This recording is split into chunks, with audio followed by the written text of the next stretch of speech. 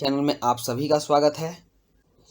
आज के वीडियो में हम लोग यह जानने वाले हैं कि मैप वर्क कैसे करते हैं, क्योंकि आप जानते हैं कि परीक्षा में मैप वर्क आते ही हैं और वो नंबर सटीक मिलता है। अगर आपने सही उसके प्रश्नों के जवाब दिए तो बहुत अच्छा मार्क्स ला सकते हैं। तो क्लास 10 के जो मैप वर्क हैं उनको मैंने 2 पार्ट में किया है। यह प्रथम पार्ट है और इस वीडियो को पूरा देखिएगा। पूरे वीडियो में कई तरह के मैप हैं और उन मैप में आपको कार्य कैसे करना है बखूबी समझाया गया है। तो सबसे पहले आज के मैप में हम लोग बात करेंगे भारतीय राष्ट्रीय कांग्रेस के प्रमुख अधिवेशन केंद्र। आप जानते हैं कि भारतीय राष्ट्रीय कांग्रेस का जब गठन हुआ था तो भारत के विभिन्न जगहों पर उनका अधिवेशन केंद्र होता था। घूम घूम कर भारत के विभिन्न शहरों में कांग्रेस का अधिवेशन होता था ताकि हर जगह के लोग राष्ट्रीय आंदोलन से जुड़े। और दूसरा पॉइंट होगा भारतीय राष्ट्रीय आंदोलन से जुड़े केंद्र। तो चलिए मैप पर देखते हैं कहाँ कहाँ हुआ था। मैप देखने से पहले आप यह जान लीजिए कि ऊपर में जो ये दिखाया गया है आपको, ये आप देख रहे होंगे 68 डिग्री, 72 डिग्री, 76, 80, यहाँ 100 तक है। तो यह देशांतर रेखाएं, ऐसे ऐसे जो पृथ्वी पर देशांतर रेखाएं होती हैं यह उनको डिनोट कर रहा है। और फिर इधर से मैप में जो दिखाया जा रहा है ये 32 डिग्री, 24 डिग्री, 28 डिग्री, 32 डिग्री, ये 20 डिग्री, 24 डिग्री, 28 डिग्री और 32 डिग्री, ये अक्षांश रेखाएं हैं। ऐसे ये जो पृथ्वी पर अक्षांश रेखाएं होती हैं उन अक्षांश रेखाओं को दिखाया जा रहा है। और सबसे पहले हम देखेंगे अमृतसर, जो कि पंजाब में है। यहाँ पर अमृतसर की जालियांवाला बाग हत्याकांड हुआ था और काफ़ी इम्पोर्टेंट क्षेत्र था यह। आज भी हम लोग उस घटना को याद करते हैं और इस जगह पर जाकर उस समय के निशान को देख सकते हैं। चौरी चौरा है। चौरी चौरा नामक स्थान उत्तर प्रदेश के गोरखपुर में है। यहाँ पर जब महात्मा गांधी असहयोग आंदोलन चला रहे थे तो उस समय कुछ हिंसक घटनाएं हुई थी। भीड़ ने एक पुलिस पिकेट को जला दिया था जिसमें 22 पुलिस वाले मर गए थे और वहीं से महात्मा गांधी ने असहयोग आंदोलन को समाप्त कर दिया था। तो ये चौरी चौरा है जो कि राष्ट्रीय आंदोलन में काफ़ी इम्पोर्टेंस रखता था। और यह चंपारण है। चंपारण बिहार के मोतिहारी में है। इसको हम लोग अभी पूर्वी चंपारण भी कहते हैं। यहाँ से महात्मा गांधी ने यह नील आंदोलन का शुरू किया था और सबसे पहला सफल आंदोलन महात्मा गांधी का यही था। ये 1917 में हुआ था, इसलिए यह काफ़ी इम्पोर्टेंट चीज़ है क्योंकि महात्मा गांधी का जो आंदोलन था वह यहीं से शुरू हुआ था, सत्याग्रह। उसके बाद आप इधर देख सकते हैं कलकत्ता में 1920 का भारतीय राष्ट्रीय कांग्रेस का अधिवेशन हुआ था। अहमदाबाद मिल आंदोलन हुआ था। खेड़ा में किसानों के लिए आंदोलन हुआ था। नागपुर में कांग्रेस का आंदोलन हुआ था 1920 में। देखिए यहाँ दो चीज़ है कि दोनों 1920 ही दिखा रहा है। तो सितंबर 1920 में कोलकाता में कांग्रेस अधिवेशन हुआ था और दिसंबर 1920 में नागपुर में हुआ था। और मद्रास, जिसको कि आप लोग आजकल चेन्नई के नाम से जानते हैं, यहाँ 1927 में कांग्रेस का अधिवेशन हुआ था। अब नेक्स्ट मैप पर हम लोग चलते हैं। नेक्स्ट है भारत के प्रमुख बांध। नदियों पर जो बांध बनाए गए हैं उनमें कौन कौन से प्रमुख हैं तो आप इसको देख लीजिए। यह सलाल है जो कि जम्मू कश्मीर में है और भाखड़ा नंगल सतलज नदी पर बनाया गया है, यह पंजाब में है। टिहरी गढ़वाल यह हिमाचल प्रदेश में है, यह उत्तराखंड में पड़ेगा। और राणा प्रताप सागर राजस्थान में है। और नेक्स्ट यहाँ सरदार सरोवर देखिए, सरदार सरोवर गुजरात में है। हीराकुंड महानदी पर उड़ीसा में है। नागार्जुन सागर आंध्र प्रदेश में है और तुंगभद्रा कर्नाटका में है। तो इस तरह से आप मुख्य बांध को भी ध्यान में रखेंगे। और नेक्स्ट मैप देखते हैं।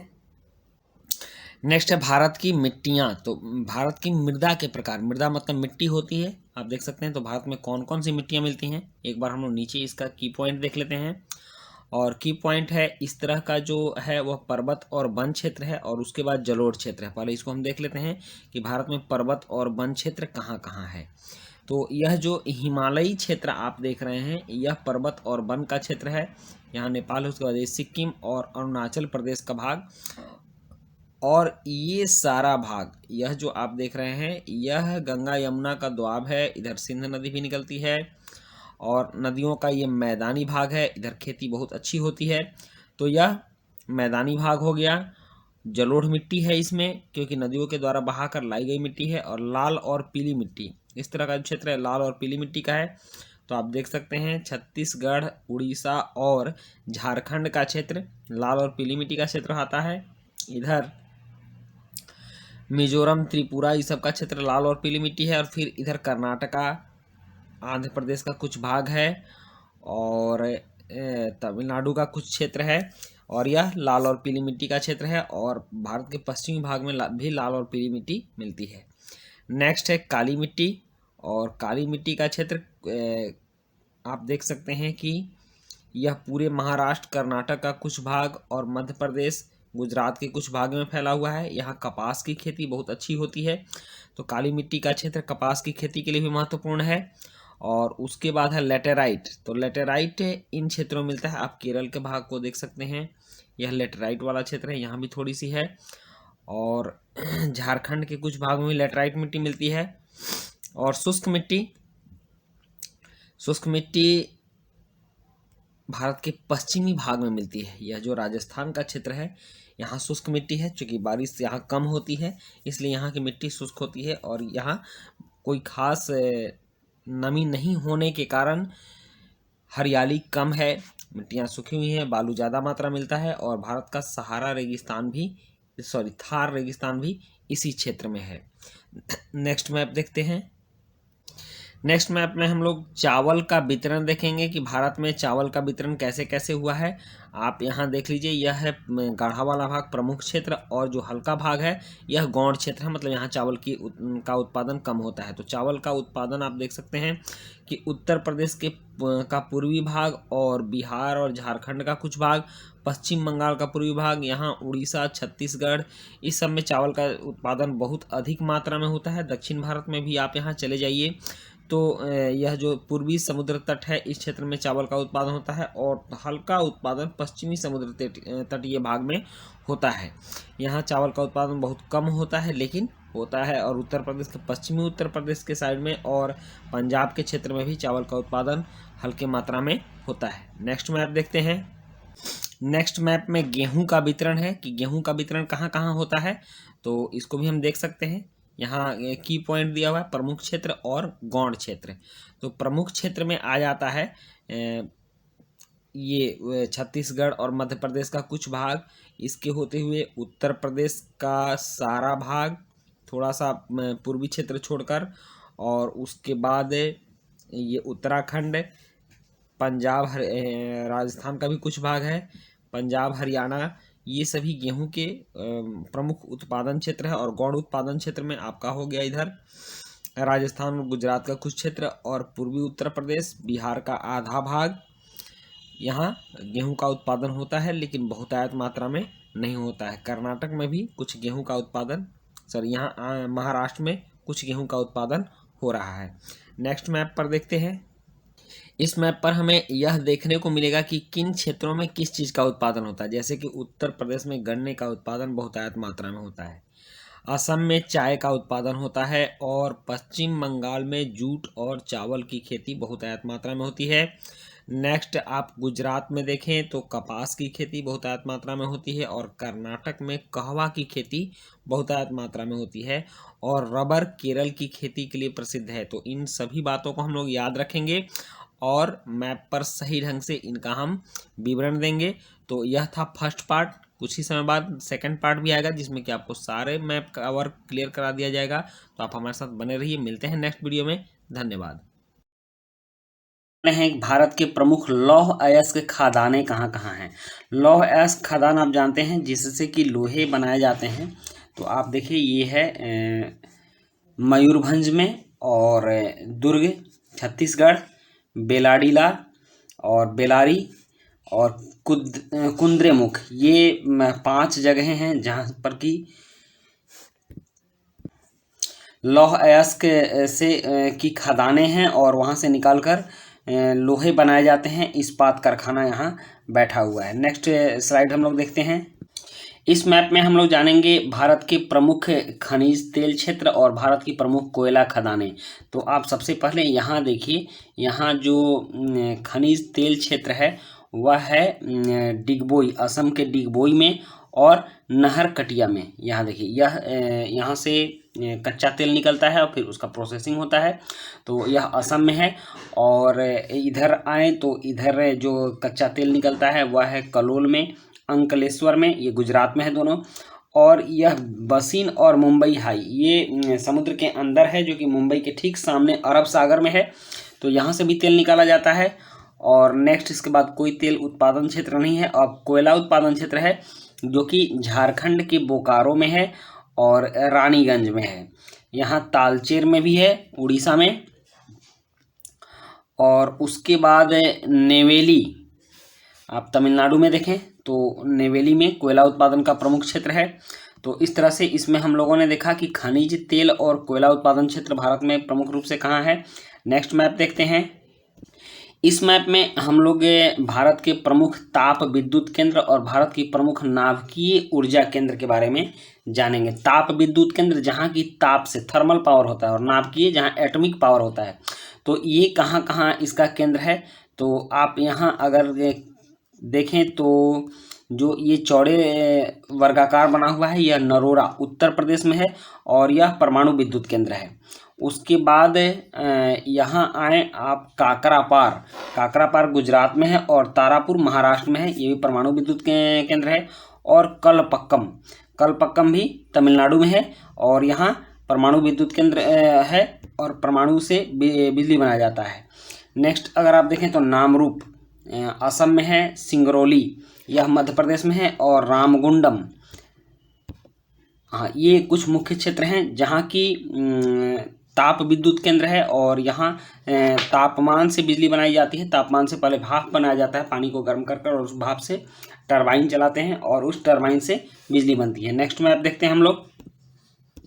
अब है भारत के प्रमुख सूती वस्त्र केंद्र। सूती वस्त्र केंद्र काफ़ी इंपॉर्टेंट प्रश्न होते हैं, हमेशा पूछे जाते हैं।